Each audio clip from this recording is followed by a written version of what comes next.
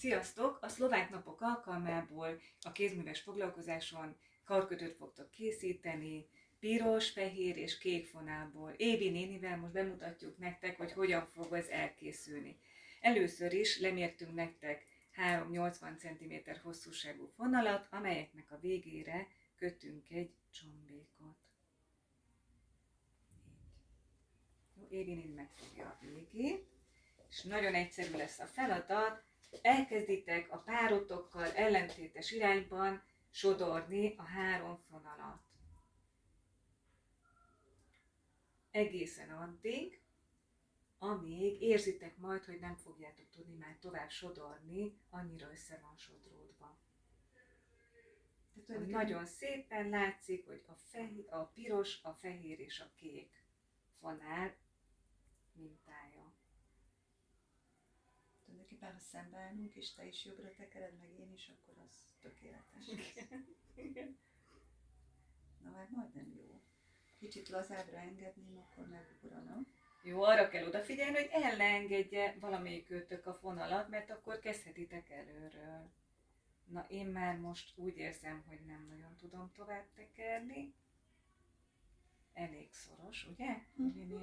És akkor fogunk egy ollót,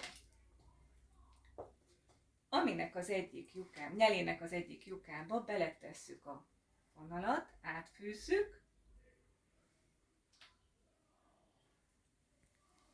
a fönti 2 végét összefogjuk,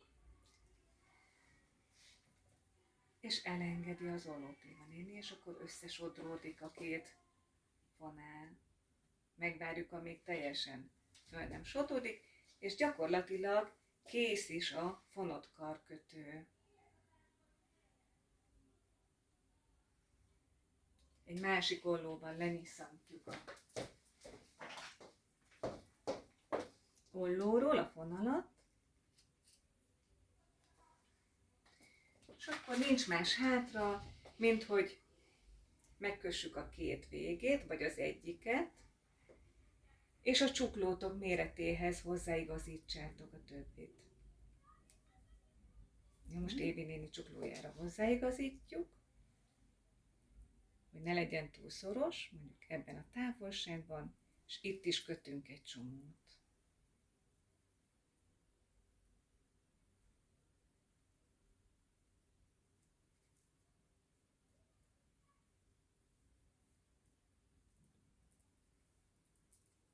És akkor kiválasztjuk mondjuk a sötét kéket a 2 végéből, és azt összekötjük. Évi néni csuklóján összekötjük.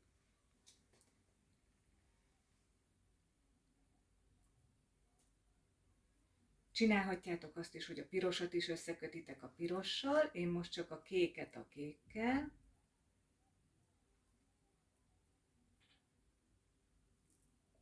Akár többször is.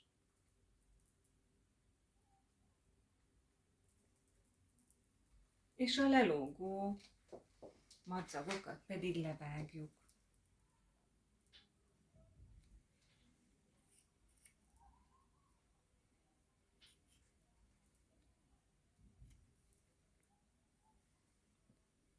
És elkészült a szlovák mintájú karkötő. Viseljétek egészséggel!